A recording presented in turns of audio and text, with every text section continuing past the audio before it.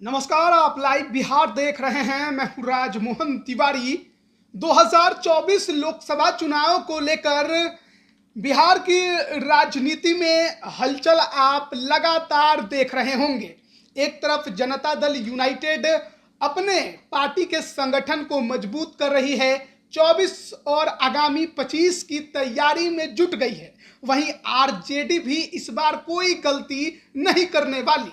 पिछले दो चुनावों से बीजेपी ने बिहार की राजनीति में लोकसभा के अंदर सबसे ज्यादा प्रभाव छोड़ा है, सबसे ज्यादा सीटें जीती है। लेकिन 24 में उस करिश्मे को बीजेपी या एनडीए दोहरा पाएगा या नहीं दोहरा पाएगा, ये वक्त बताएगा। लेकिन आज इस वीडियो में हम चर्चा आरजेडी की करने जा रहे हैं। आरजेडी यानी कि लालू प्रसाद यादव और उनके बेटे तेजस्वी यादव की पार्टी, जिसका सिंबल है लालटेन। राजद की राजनीति की अगर बात करें तो जनता दल से टूटकर यह पार्टी 5 जुलाई 1997 को अस्तित्व में आई थी। और उसके बाद से अगर लोकसभा चुनावों की बात करें तो देश में 6 चुनाव हो चुके हैं। 1998, 99, 2004, 2009, 2014 और 2019। लेकिन इन 6 चुनावों के संपन्न होने के बावजूद भी राष्ट्रीय जनता दल कुछ ऐसी सीटें हैं बिहार में जहां पर आज तक चुनाव नहीं जीत पाई है। तो हम आपको आज उन्हीं सीटों से अवगत कराने जा रहे हैं, जिसकी संख्या बिहार में 16 है। यानी कि 40 लोकसभा सीटों में से 16 सीटें ऐसी हैं जहां पर आरजेडी को कभी भी जीत नसीब नहीं हुई है। तो सबसे पहले जिस सीट की चर्चा करने जा रहे हैं वो बिहार में अभी सबसे हॉट सीट के तौर पर उभर कर सामने आई है। आप समझ गए होंगे बिहार में अभी सबसे ज्यादा किस सीट की चर्चा चल रही है, और वो सीट है हाजीपुर। हाजीपुर सीट पूर्व केंद्रीय मंत्री रामविलास पासवान के वजह से ज्यादा जानी जाती है। मौजूदा सांसद हैं पशुपति पारस, लेकिन चाचा भतीजे की लड़ाई इस सीट पर अब खूब हो रही है। चिराग पासवान भी दावा कर रहे हैं कि आगामी 24 के चुनाव में वहां से ताल ठोकेंगे। लेकिन इस सीट के बारे में सबसे बड़ी बात हम आपको ये बता रहे हैं कि यहां से आरजेडी को कभी भी जीत नसीब नहीं हुई। 1997 में जब आरजेडी बनी, उसके बाद 1998 में, 99 में, 2004, 2009, 2014 और 2019 6 लोकसभा के चुनाव हुए हैं। लेकिन इन 6 लोकसभा चुनावों में से 2 चुनाव में आरजेडी यहां से अपना उम्मीदवार उतार चुकी है। 1999 में रमई राम को और 2019 में शिवचंद्र राम को। लेकिन दोनों ही चुनावों में आरजेडी को शिकस्त झेलनी पड़ी है। कई बार ऐसे मौके आए हैं जब आरजेडी गठबंधन में लड़ी तो यहां से चुनाव नहीं लड़ी। 2009 में लोजपा के साथ भी गठबंधन था, तब भी वो यहां से चुनाव नहीं लड़ी। लेकिन इस सुरक्षित सीट पर आरजेडी 2 चुनाव जरूर लड़ी है, लेकिन जीत नसीब नहीं हुई है। 2024 में INDIA गठबंधन के अंदर यह सीट किसके खाते में जाएगी ये तो अलग बात है। लेकिन शिवचंद्र राम जो कि आरजेडी में अभी भी मौजूद हैं, पार्टी में बड़े नेता के तौर पर जाने जाते हैं, दलित छवि के अगर बात की जाए तो, और तैयारी में फिर से लगे हुए हैं। लेकिन कई तरह की चर्चाएं हैं कि जेडीयू या कांग्रेस में से कोई और भी यहां पर उम्मीदवार उतार सकता है। सीट शेयरिंग में ये किसके हिस्से में जाएगी ये कहना थोड़ा जल्दबाजी है। लेकिन इस सीट पर हाजीपुर पर आरजेडी को जीत नसीब नहीं हुई है। कब होगी उसका इंतजार पार्टी के तमाम और नेताओं को भी होगा। अगर इसके अलावा हम बात करें दूसरी सीट बेगूसराय की है। बेगूसराय के बारे में आपको बताएं, मौजूदा सांसद केंद्रीय मंत्री गिरिराज सिंह है।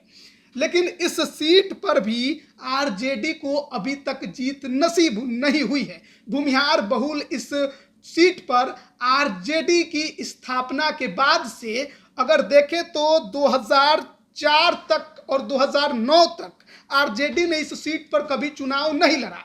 गठबंधन के अन्य सहयोगी दल ही यहां से चुनाव लड़ते रहे। लेकिन 2014 में और 2019 में आरजेडी ने इस सीट पर तनवीर हसन को उतारा, लेकिन जीत नसीब नहीं हुई। 2019 में तो कन्हैया कुमार भी उतरे थे, लेकिन आरजेडी ने उनको समर्थन नहीं दिया। तनवीर हसन यहां पर उम्मीदवार बने, लेकिन आरजेडी का बेड़ा पार नहीं करा पाए। अगर तीसरी सीट की बात करें तो वो है पटना राजधानी के अंतर्गत आने वाली और बहुत चर्चित सीट है, जहां से लालू यादव चुनाव लड़ चुके हैं। अब उनकी बेटी मीसा भारती चुनाव लड़ती हैं, वो है पाटलिपुत्रा की सीट। पाटलिपुत्रा सीट के बारे में अगर बात करें तो 2008 के परिसीमन के बाद यह अस्तित्व में आई। 2009, 2014 और 2019 इस सीट पर 3 चुनाव हुए हैं। तीनों ही चुनावों में लालू परिवार ने आरजेडी से यहां पर अपना ताल ठोका। 2009 में लालू यादव, लेकिन उनको भी जीत नसीब नहीं हुई। 2014 में मीसा भारती, 2019 में भी मीसा भारती, लेकिन अब तक लालू परिवार को या कहिए आरजेडी को इस पाटलिपुत्रा की सीट पर जीत नसीब नहीं हुई है। हालांकि पाटलिपुत्रा बनने से पहले अगर हम पटना लोकसभा की बात करें, जो कि 2004 तक अस्तित्व में थी, जब पाटलिपुत्रा नहीं बनी थी यानी परिसीमन के पहले, तो एक बार 2004 में आरजेडी के टिकट पर राम कृपाल यादव यहां से चुनाव जीते थे। लेकिन परिसीमन के बाद 2008 में जब परिसीमन हुआ तो यह सीट पाटलिपुत्रा लोकसभा के नाम से जानी जाने लगी। कुछ विधानसभा इधर से उधर हुए, क्षेत्र बदले और आरजेडी 3 चुनाव लड़ी है यहां से। लेकिन पहले जेडीयू उम्मीदवार से और पिछले 2 चुनावों में लालू यादव की बेटी मीसा भारती रामकृपाल यादव से चुनाव हार गई हैं। 24 के चुनाव में इस सीट पर दंगल बड़ा दिलचस्प होगा। कई तरह की चर्चाएं इस सीट को लेकर हो रही हैं, कौन लड़ेगा कौन नहीं लड़ेगा। चाहे बात आप INDIA गठबंधन से करिए या फिर NDA से करिए, दावेदारों की इस सीट पर कमी इस बार आपको देखने को नहीं मिलेगी। रामकृपाल यादव की भी अगर चर्चा करें तो उनकी भी जान हलक में है कि बीजेपी इस बार उनको टिकट देगी या नहीं देगी, क्योंकि जेडीयू भी अब आरजेडी के साथ है। तो एक उम्मीद आरजेडी के पास होगी कि शायद इस बार पाटलिपुत्रा को वो जेडीयू के साथ जीत सके। अगर बात अगले सीट की करें तो मधुबनी की, मधुबनी लोकसभा से अभी जो मौजूदा सांसद हैं वो हैं हुकुमदेव नारायण यादव के बेटे अशोक यादव। यह सीट MY समीकरण के लिहाज से अगर देखें तो आरजेडी को जीतनी चाहिए।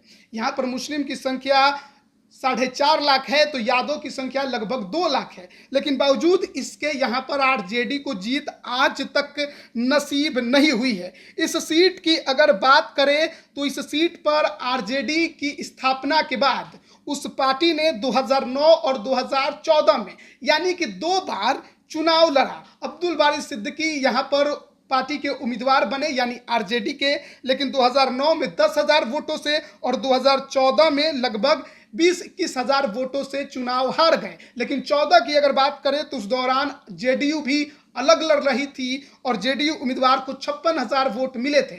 ऐसे में अब जेडीयू की क्योंकि आरजेडी और कांग्रेस के साथ गठबंधन में है, वामपंथी दल भी गठबंधन में है, तो मधुबनी की सीट पर इस बार लड़ाई कांटे की हो सकती है। 2019 में यह सीट वीआईपी के खाते में चली गई थी, वो भी लड़े, उनके भी उम्मीदवार को हार झेलनी पड़ी। अगर अगले सीट की बात करें तो वो है सासाराम लोकसभा। सासाराम लोकसभा भी सुरक्षित सीट है। पूर्व उप प्रधानमंत्री जगजीवन राम और फिर उनके बाद उनकी बेटी मीरा कुमार के वजह से यह सीट काफी ज्यादा चर्चा में रही है। मीरा कुमार देश की पहली महिला लोकसभा स्पीकर बनी थी, लेकिन इस सीट पर भी आरजेडी ने चुनाव लड़ा था, लेकिन अब तक जीत नसीब नहीं हुई। चाहे बात आप 1998, 1999 या 2009 की कर लीजिए, इन 3 चुनावों में आरजेडी उम्मीदवार यहां से उतरे थे, लेकिन अब तक उनको जीत नसीब नहीं हुई है। मौजूदा जो यहां के सांसद हैं वो बीजेपी के छेदी पासवान हैं। इसके अलावा अगर बात करें तो एक और सीट है पश्चिम चंपारण की सीट। पश्चिमी चंपारण सीट भी 2008 के परिसीमन के बाद ही अस्तित्व में आई। मौजूदा सांसद अभी संजय जायसवाल हैं, लेकिन पिछले 3 चुनाव 2019, 2009, 2014 और 2019 तीनों चुनाव से वही सांसद हैं। लेकिन इस सीट पर अगर बात करें आरजेडी की तो आरजेडी ने 2014 में यहाँ पर अपना उम्मीदवार उतारा था, लेकिन जीत नसीब नहीं हुई उनको। इस सीट पर अब तक जीत नसीब नहीं हुई है।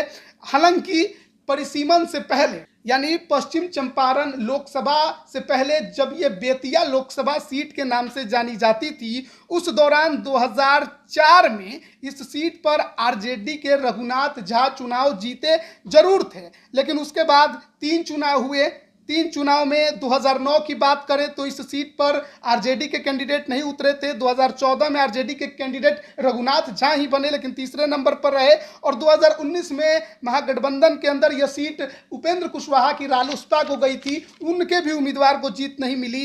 यानी कि परिसीमन के बाद बीजेपी का इस सीट पर बोलबाला रहा है। और वहीं अगर बात करें पूर्वी चंपारण लोकसभा की, तो इस सीट पर भी आरजेडी को जीत नसीब नहीं हुई है।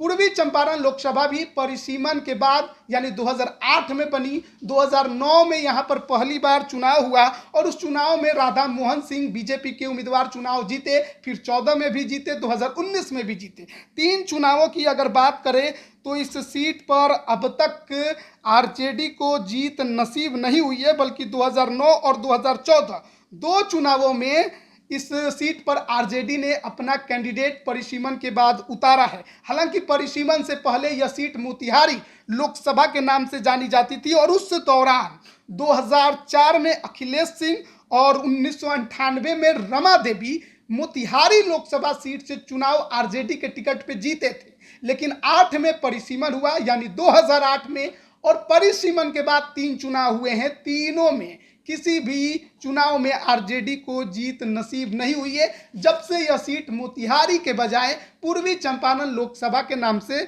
जाने लगी।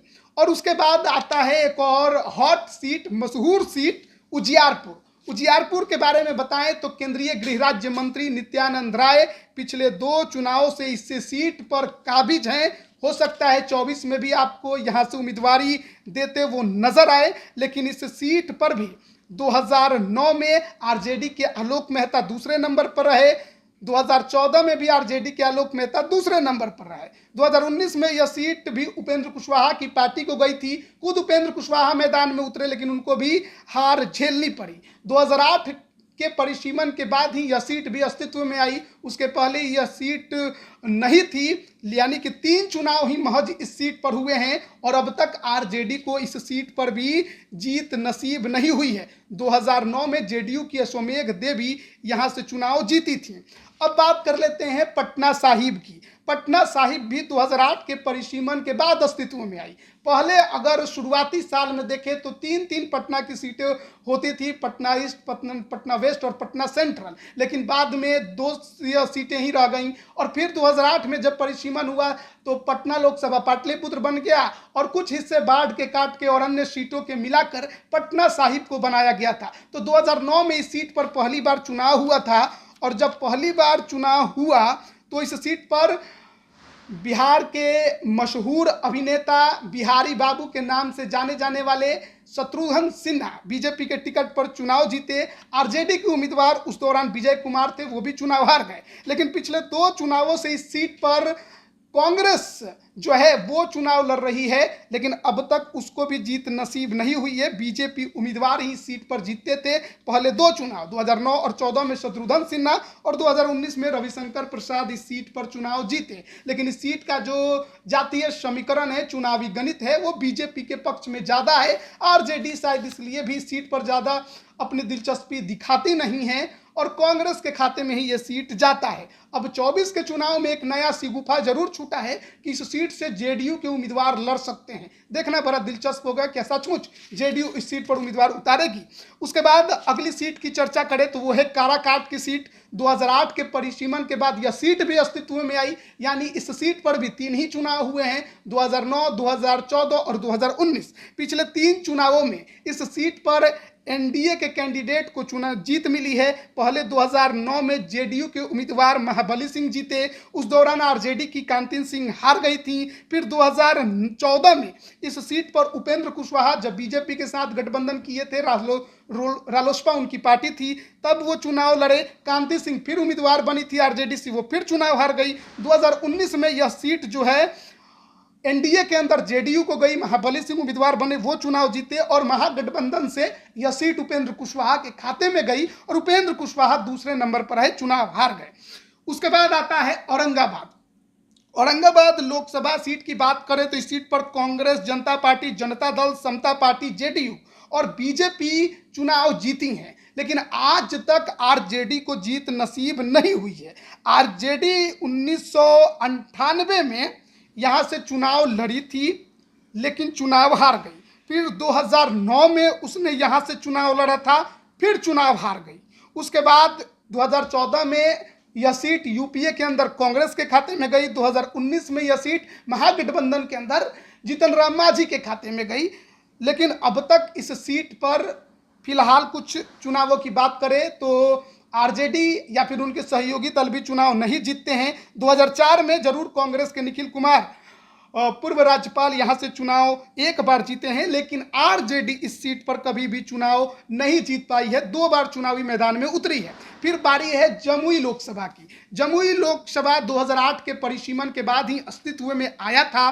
3 बार ही यहाँ महज चुनाव हुए हैं। यह सीट चिराग पासवान के वजह से भी ज़्यादा चर्चित है। 2014 और 2019 पिछले 2 चुनावों से लगातार वो यहाँ से जीत रहे हैं। 2009 में जब पहली बार यहाँ पर चुनाव हुए थे तो जेडीयू की तरफ से भूदेव चौधरी और आरजेडी की तरफ से श्याम रजक मैदान में थे, लेकिन भूदेव चौधरी चुनाव जीत गए। हालांकि अब भूदेव चौधरी की बात करें तो आरजेडी के विधायक हैं, जबकि 2014 में आरजेडी ने सुधांशु शेखर भास्कर को मैदान में उतारा था, वो भी चुनाव हार गए। 2019 में यह सीट महागठबंधन के खाते में गई। भूदेव चौधरी रालोसपा के टिकट पर मैदान में उतरे, वो चुनाव हार गए। यानी कि 3 जो चुनाव हुए हैं उसमें से 2 में आरजेडी यहां पर अपना उम्मीदवार उतार चुकी है, जीत नसीब नहीं हुई है। वहीं बात कर लेते हैं बिहार के मुख्यमंत्री नीतीश कुमार के गृह जिले नालंदा की। नालंदा लोकसभा सीट की बात करें तो इस सीट पर भी कांग्रेस, जनता पार्टी, सीपीआई, समता पार्टी का कब्जा रहा है। जेडीयू तो 2004 से लगातार इस सीट पर काबिज है,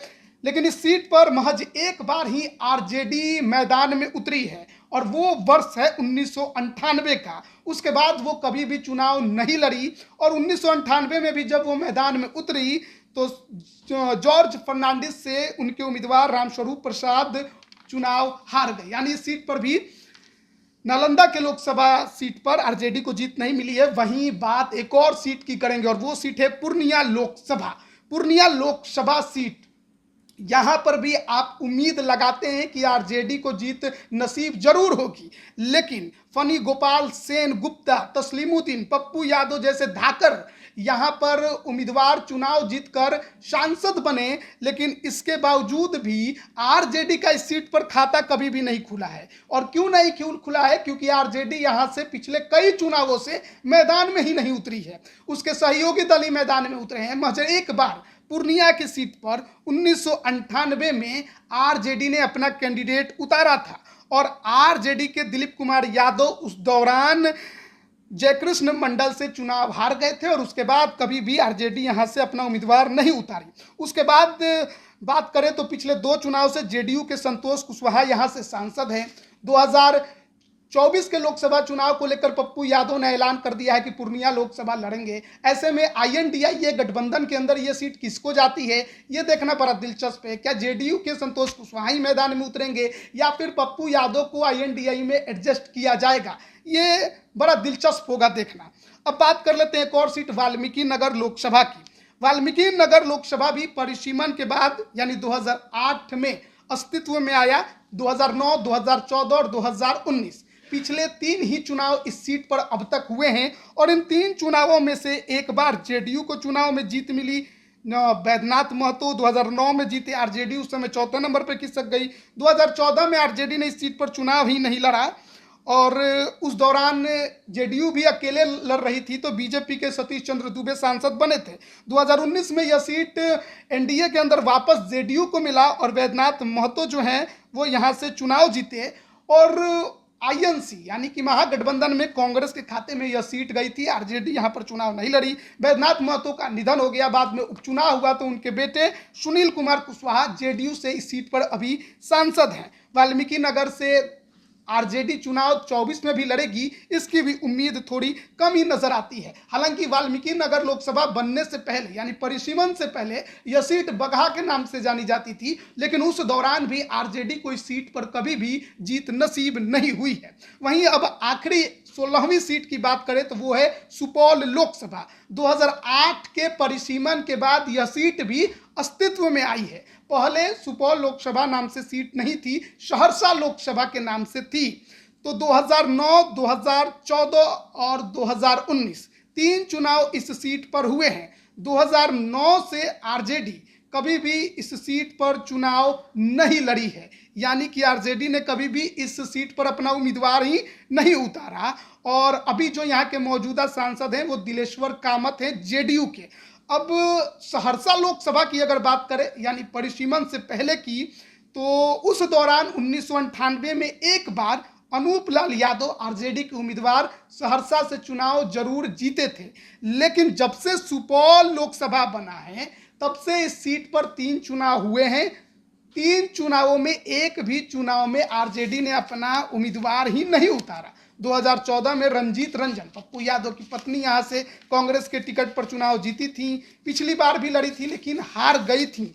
यानी कि इस सीट पर भी देखना होगा कि 2024 में कौन उम्मीदवार उतारता है एनडीए के तरफ से और जेडीयू के तरफ से भी, या कहिए कि इंडिया गठबंधन की तरफ से। जेडीयू के तो सिटिंग सांसद हैं दिलेश्वर कामत, क्या आरजेडी सुपौल पर दावा करेगी या फिर जेडीयू ही अपना पहलवान इस सीट पर उतारेगी। एक और बात हम आपको बता देना चाहते हैं, ये तो 16 लोकसभा सीट की बात हमने की जहां पर फिलहाल आरजेडी को जीत नसीब नहीं हुई है, लेकिन एक और जानकारी हम आपको दे दें कि आरजेडी जब बनी उसके बाद 1999, 1998 और 2004 तक आरजेडी का बिहार में जो रुतबा रहा वो सबसे मजबूत रहा। 2004 में आरजेडी 24 लोकसभा सीटों पर चुनाव जीती, लेकिन जब 2008 में परिसीमन हुआ और उसके बाद बीते 3 लोकसभा के चुनाव हुए हैं 2009, 2014 और 2019, और तीनों ही चुनावों में आरजेडी का जो परफॉर्मेंस है वो बेहद ही खराब रहा है। जब परिसीमन हुआ कई सीटों के जो क्षेत्र हैं वो बट गए, कुछ के विधानसभा दूसरे लोकसभा में आ गए, जो पहले से लोकसभा में विधानसभा थे वो कट के दूसरे लोकसभा क्षेत्र के अंतर्गत चले गए। कई सीटों का नामकरण नए तरीके से किया गया और ये सब जो हुआ वो आरजेडी को अब तक सूट करता नजर नहीं आता है, क्योंकि 2004 में जहां आरजेडी 24 सीटों पर उसने जीत दर्ज की, वहीं 2009 के लोकसभा चुनाव में यानी परिसीमन के बाद जो पहला चुनाव हुआ उसमें आरजेडी को 4 सीटों पर जीत नसीब हुई और 2014 में भी 4 सीटों पर ही जीत नसीब हुई, जबकि 2014 में आरजेडी ने 27 सीटों पर चुनाव लड़ा था। कांग्रेस और एनसीपी के साथ उसका उस दौरान गठबंधन था, फिर भी 4 सीटें जीती। वहीं पिछले 2019 की बात करें तो आरजेडी का तो खाता ही नहीं खुला, जबकि उस दौरान भी उसके साथ कांग्रेस का गठबंधन था, हिंदुस्तानी आवाम मोर्चा थी, विकासशील इंसान पार्टी मुकेश सहनी की थी और उपेंद्र कुशवाहा की रालोसपा भी थी। बावजूद आरजेडी का खाता नहीं खुल पाया। ऐसे में आप समझ सकते हैं कि किस प्रकार के हालात परिसीमन के बाद आरजेडी के नसीब में चले गए हैं। अब 24 का चुनाव है, उसमें जेडीयू जो है और वामपंथी दल कांग्रेस के साथ आरजेडी के साथ कंधा से कंधा मिलाकर चुनावी रणनीति बना रहे हैं। आईएनडीए ये गठबंधन बना है। अब ये गठबंधन आरजेडी के लिए कितना फायदेमंद साबित होता है और कितनी खुशी लेकर आता है ये तो वक्त बताएगा, लेकिन कहीं ना कहीं इन 16 सीटों पर आरजेडी की नजर होगी, खासकर उन सीटों पर जहां उसका एमवाई समीकरण मजबूत है, फिर भी उसको जीत नसीब नहीं हुई है। बने रहिए लाइव बिहार के साथ, तमाम अपडेट हम आप तक पहुंचाते रहेंगे। आप सभी का बहुत बहुत धन्यवाद। लाइव बिहार यूट्यूब पर सब्सक्राइब और फेसबुक पर लाइक जरूर करें।